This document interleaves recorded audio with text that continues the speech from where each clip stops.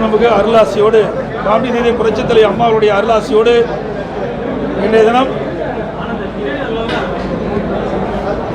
அனைத்து இந்திய அண்ணா திராவிட முன்னேற்ற கழகத்துடைய சேலம் புறநகர் மாவட்ட கட்சி அலுவலகத்தில் கட்சி பொறுப்பாளர்களை சந்தித்து பேசினோம். பலமுறை நீங்க சொல்லி கூட திரும்பவும் இன்னைக்கு திமுக ஒரு உண்ணாவிரத போராட்டத்தை கையில் எடுத்திருக்காங்க. அது அவையில தான் கேட்கணும், நான் என்ன செய்யறேன். 27ஆம் தேதி காலவரையற்ற வேலை நிறுத்தம் அறிவிச்சிருக்காங்க. இந்த வேக கட்டுப்பாட்டு கருவி ஜிபிஎஸ் இதெல்லாம் 49 நிறுவனங்களை வாங்கணும்னு உயர்நீதிமன்றம் சொல்லியிருக்கு. ஆனா 2-3 நிறுவனங்களை தான் வாங்கணும்னு சொல்லி இப்ப நம்ம அதிகாரிகள் சொல்லியிருக்காங்க. தவறான கருத்து. ஏற்கனவே போக்குவரத்துறை அமைச்சர் அவர்கள் விளக்கமாக தெளிவாக ஊடகத்திலும் பத்திரிகையிலும் பேட்டி அளித்திருக்கிறார். இப்பொழுது 10 நிறுவனங்கள் வாங்க வேண்டும் என்று அளித்திருக்கிறார். மேலும் 6 நிறுவனங்களுக்கு வாங்குவதற்கு இன்றைக்கு அனுமதி கேட்டுக்கலாம், அதுக்கு கொடுக்கின்றாங்க. இது மத்திய அரசாங்கத்தினுடைய திட்டம். மத்திய அரசாங்கம் தான் ஜிபிஎஸ் பொருத்துவேன்னு சொல்லி மாநில அரசாங்கம் இல்லை. அவர்கள் மத்திய அரசாங்கம் கொண்டு வந்த அந்த ஜிபிஎஸ் பொருத்தப்பட வேண்டிய அந்த நிலையை மாநிலம் முழுவதும் பின்பற்ற வேண்டும் சொல்லியிருக்காங்க. அதுதான் நாங்கள் செய்யறோம். அது கூட இப்போ சுற்றறிக்கை தான் விட்டாங்க, இன்னும் அதெல்லாம் பொறுத்தல. அது நம்முடைய போக்குவரத்துறை அமைச்சர் அதை நிறுத்த வேண்டும் என்று நிறுத்தி வச்சுட்டார். 49 நிறுவனங்கள் வாங்கலாம் அப்படின்னு சொல்லி இல்லைங்க. அதாவது இப்போ தரமான நிர்வாகம் இருக்கணும்ல. நீங்கள் அசம்பிள் செஞ்சதெல்லாம் போடணும்னா அது எப்படி ஏற்றுக்குவாங்க? ஆகவே இது தரமான கம்பெனிலேருந்து வாங்கன்னு சொல்லியிருக்காங்க. இந்த கம்பெனி தான் வாங்கணும் கிடையாது, நிறுத்தியாச்சு. எங்கேயுமே ஒருத்தர் கூட வாங்கலை. ஒரு தவறான செய்தியை பரப்பிட்டு இருக்கிறாங்க. நேற்று இதை கூட போக்குவரத்து மந்திரி நான் தொடர்பு கொண்டு பேசும்போது நான் கரூர் போகும்போது சொன்னார், இது வரைக்கும் நம்ம சர்க்கிள் தான் அனுப்பிச்சோம், நம்ம நடைமுறையே படுத்தலை, திட்டமிட்டு வேண்டும் என்றே தவறான செய்தி பரப்பிட்டாங்க அவர் சொல்றாரு. இதுதான்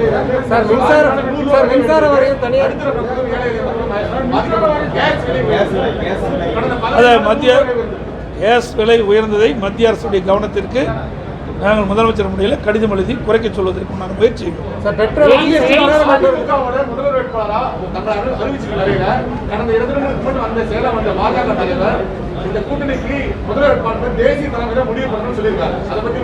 தேசிய தலைவர் தான் அன்னைக்கு சொல்லிட்டு போயிட்டு அன்னைக்கு எங்களை பொறுத்த வரைக்கும் இந்த கூட்டணி தொடர்ந்து இருக்குது. அவர் புதுசாக வந்த தலைவர், அவருக்கு தெரியுமா தெரியாதோ அது எனக்கு தெரியாது. எங்களை பொறுத்த வரைக்கும் பாரதிய ஜனதா கட்சி எங்களுடைய தலைமையில் 2019 நாடாளுமன்ற பொதுத் தேர்தலின் போது அனைத்து இந்திய அண்ணா திராவிட முன்னேற்ற கழகத்தில் அங்க வைத்த கட்சியெல்லாம் இன்றைக்கும் தொடர்ந்து இருக்கு. தவறானது. ஏற்கனவே நிலம் கொடுப்பதற்காக நாங்கள் இதை நீங்கள் நல்ல வேலைக்கு நீங்கள் கேட்டீங்க. அந்த முழு டீட்டெயில் வீட்டில் வச்சுட்டு வந்துட்டேன். முழுசாக நிலம் கொடுவதற்கு நாங்கள் தகவல் கொடுத்துட்டோம். மத்திய அரசாங்கம் அதை எடுத்துக்கலன்னு சொல்றது புரியல. மத்திய அரசாங்கம் அதை எடுத்துக்கல. மாநில அரசாங்கம் அந்த எய்ம்ஸ் மருத்துவமனை அமைப்பதற்கு முழு நிலம் கொடுக்கப்பட்டது. அதில் ஒரு குழாய் போயிட்டு இருந்தது. அந்த குழாய் போகின்ற பகுதிக்கு 22 ஏக்கர் நீங்கள் அடிஷனலாக எடுத்து கொடுத்து அதை மாற்றி கொடுத்துட்டாங்க. அதுக்கும் 22 ஏக்கரா நாங்கள் வாங்கி கொடுத்துட்டோம். அதனால் மாநில அரசாங்கத்தை பொறுத்த வரைக்கும் எய்ம்ஸ் மருத்துவமனைக்கு அமைப்பதற்கு தேவையான நிலம் முழுவதும் எங்களுடைய சட்ட திட்டப்படி கொடுத்துட்டோம். அவர் கையெழுத்து போட்டு வாங்கிக்கணும், அவ்வளோதான். கொரோனானால சம்பந்தப்பட்ட அதிகாரி வரல, தகவல் சொல்லிட்டோம். 2011 மாதமே தகவல் கொடுத்துட்டோம். முழுசாக நிலத்தை கொடுக்க நாங்கள் தயாராகிறோம். நீங்கள் பெற்றுக்கணும். அவங்க கொரோனா வைரஸ் தொற்று இருந்தனால அவர் வராந்தாங்க, அது பெற்றுக்கொள்ள சொல்லியிருக்கிறாங்க. அது தொடர்பான எந்த விவரமும் இல்லை அப்படின்னு சொல்லி தெரிவிச்சிருக்காங்க. அதனால தமிழக அரசுக்கு நிலம் கொடுக்க மனம் இல்லையா அப்படின்ற நிலமே கொடுத்துட்டு சொல்லிட்டோம். அதுக்கு தேவையான தபால் மத்திய அரசாங்கத்தை எழுதிட்டு 2011 முடிக்கப்பட்டதுன்னு செய்தியும் சொல்லியாச்சு. அவர்கள் அந்த சம்பந்தப்பட்ட அதிகாரி பெற்றுக்கொள்ள வேண்டும். தனியார்மயம் ஆக்கப்பட்டதுங்கிறது நிலையே இல்லையே. நான் தான் திருப்பி சொல்லிட்டு இருக்கிறேன். இது வரைக்கும் அப்படிப்பட்ட எண்ணம் தமிழ்நாட்டில் இல்லை.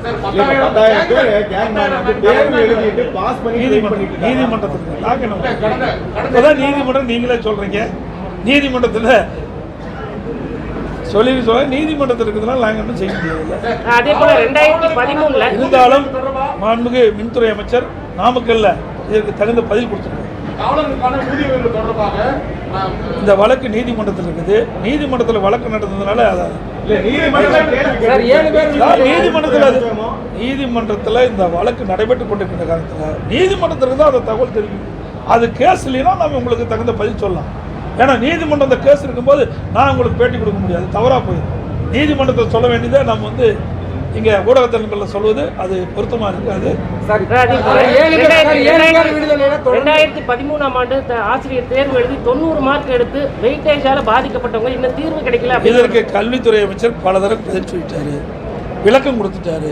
அந்த பதிலை நீங்கள் ஊடகத்திலையும் பத்திரிகையிலையும் தெளிவுபடுத்திட்டீங்க. மீண்டும் மீண்டும் அதை கேட்டுட்டே இருக்கீங்க. இதை ஏற்கனவே அவர் தெளிவுபடுத்திட்டார். நன்றி.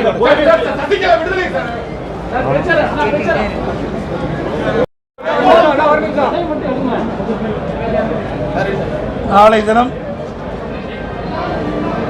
நங்கவள்ளி ஊராட்சிக்கு ஒன்றியத்துக்கு உட்பட்ட பெரிய சோரகையில் சென்றாய பெருமாள் ஆலயம் அங்கே இருக்கின்ற அந்த ஆலயத்திலே